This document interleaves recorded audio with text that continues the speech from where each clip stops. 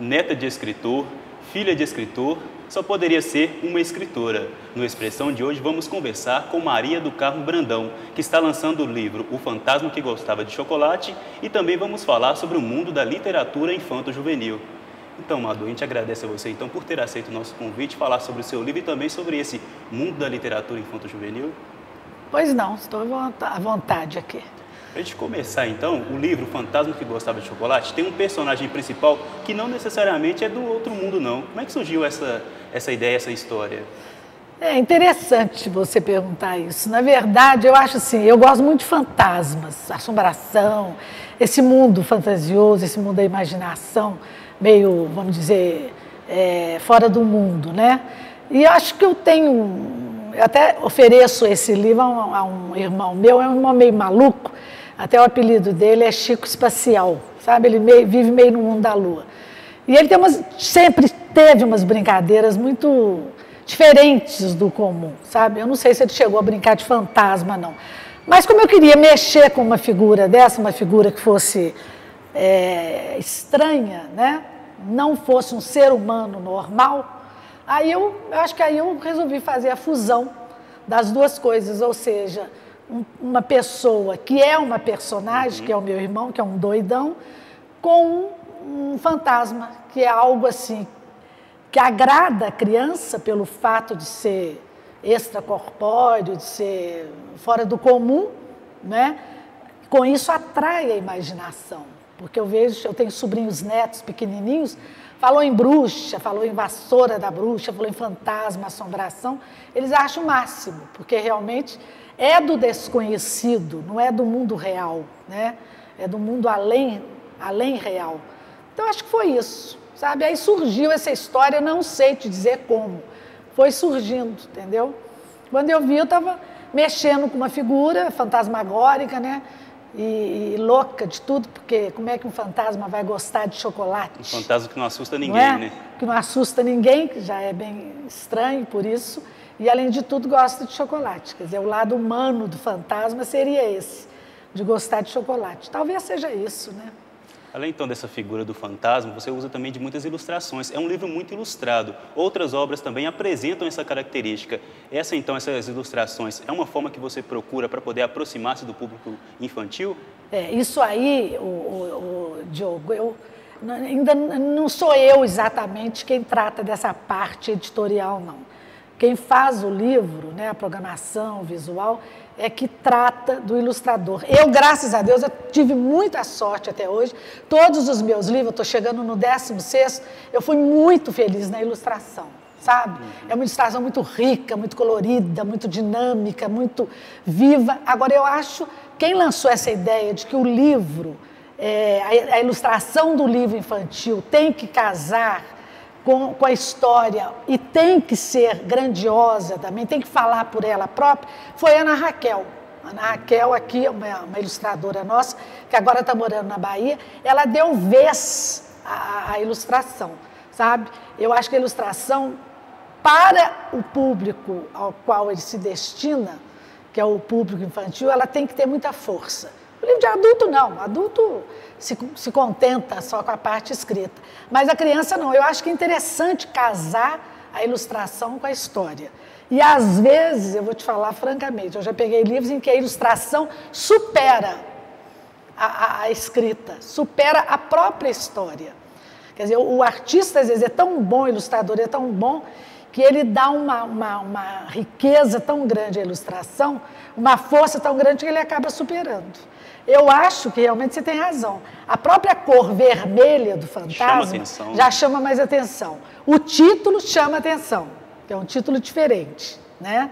E a ilustração toda ela foi muito bem feita, eu acho, sabe? São miudezas, né? Detalhes pequenos, sabe? E tudo atrai demais. Eu espero que a criança realmente vai se sentir atraída pelo meu fantasma. Você chega a dar uma dica no trabalho deles ou não interfere em nada mesmo? Nada, nada, nada. Eu posso, quando muito, não gostar e falar para a editora que eu não gostei, né? E aí, mas nunca me aconteceu realmente. Acho que uma vez eu dei um toque, assim, uns 2 toques, e a pessoa voltou ao trabalho, voltou à prancheta e melhorou. Mas acho que foi uma vez, em 16 vezes, se há de convir que realmente... Estão acertando, né? Estão acertando, sabe? Eu fico muito satisfeita com isso. Como a gente abriu o programa, eu até falei, você é neta de um escritor, João Lúcio Brandão, que é até um dos fundadores da Academia Mineira de Letras. Seu pai também, Ildeu Brandão, também um escritor. Tem também uma prima escritora, a Ruth Silviano Brandão. Só podia ser escritora mesmo, mas isso tem influência? Na verdade, a família toda, eu tenho uma lembrança da minha família, desde muito pequena, de um pessoal que gosta muito de ler, sabe? De rabiscar, né? Porque não é escrever para publicar, mas assim, muito enfronhado com a intelectualidade mineira, com a intelectualidade brasileira. E é um pessoal que lê realmente, sabe? É um pessoal que tem um embasamento de leitura muito forte, muito bom, sabe? Agora, até pelo tamanho da família, pelo gosto pela literatura, eu acho que tem muito pouco escritor. Poderia ter bastante mais, sabe? Mas influenciar, claro que influencia. Eu acho que a genética está aí para explicar de alguma forma. E outra coisa é você já nascer numa casa, sabe, cheia de livros, biblioteca, amigos escritores do meu pai frequentavam a casa, iam à minha casa, sentavam, ficavam altas horas conversando, né? Ele era amigo íntimo de vários escritores consagrados, né? Murilo Rubião, o Paulo Mendes Campos, a Clarice Lispector, era menina quando eu a conheci pessoalmente. Papai fazia questão de me levar para conhecer esse pessoal, entendeu? Fernando Sabino, Carlos Drummond não cheguei a conhecer, o Pellegrino, a Marina Colassante é minha amiga, o Afonso Romano Santana é meu amigo. Então, foi muito fácil para mim entrar nesse meio, porque o meu pai já me levava. Dos filhos, o que acompanhava ele nos lançamentos de livro ou nas rodas literárias era eu. Eu com 12 anos, 9 anos, eu ia, entendeu? Então, quando eu cresci, comecei a escrever, Lúcia Machado de Almeida foi quem autorizou o meu primeiro livro, que é o Fumacinha. Meu pai me levou à casa dela, que era ali naquele prédio do Niemeyer, ali na Praça da Liberdade, entendeu? Então, fiquei conhecendo, conversando, já falei sobre o meu livro, mostrei, deixei o livro lá, ela gostou demais, entendeu? Já me indicou para escrever. Então, para mim, foi moleza, vamos dizer assim, foi moleza. Conspirou a favor. Né? Sabe, eu já nasci dentro dele. Eu nasci, quer dizer, como eu tinha o desejo, o talento foi mais fácil chegar lá, entendeu? Foi bem fácil. E por que, então, a literatura infantil? Você escolheu ser uma escritora de livros infantis? Aí realmente, quer dizer, eu tenho me dedicado mais à literatura infanto-juvenil. Mas eu gosto de escrever também para adulto, eu faço contos, eu tenho publicações em antologias, até de nível nacional. Eu já publiquei no suplemento literário, entendeu? Eu já ganhei prêmios com poesia, não para criança, sabe? Algumas resenhas. Então, eu faço, digamos, na área para adulto, eu faço um bocado de coisa, sabe? Escrevi muito sobre livros, eu era crítica, né? Fui durante um tempo, cheguei a escrever até no estado de Minas, em alguns jornais assim. Mas não sei, eu acho que eu me sinto mais à vontade na literatura infantil, sabe? Eu me sinto mais à vontade. Parece que eu tenho muita ideia maluca, sabe? E acabo pondo no papel e vira um livro assim, bem rapidamente. Você fez parte de uma geração também de muitas autoras, né, que foram por esse caminho. Eu acho que até nós conversamos sobre isso. Quando eu surgi com o Fumacinha, logo depois do Fumacinha, eu não sei qual deles que foi, não foi o marido da mãe, não. Houve um boom de literatura infantil. Até os consagrados autores de brasileiros começaram a escrever para criança. Eu não sei porquê, para criança e para jovem. Houve realmente um boom. Como houve um boom no conto mineiro, que você sabe disso, foi uma coisa, que é uma coisa comentada até hoje, essa época, nos anos 80, me parece, 80, por aí, 80, 90, houve um boom na literatura infantil. Então saiu aquele monte de gente escrevendo. Escrevia, sabe? De repente deu uma sossegada, deu uma parada. Então hoje não é dizer que as pessoas pararam de escrever, não. Mas hoje a gente escreve menos afoitamente, né? Hoje você escreve, depois você escreve, entendeu? Mas o boom não, o boom foi aquela coisa. Todo dia tinha lançamento de livro, 2, 3, 4. As editoras, elas faziam lançamentos assim, múltiplos, sabe?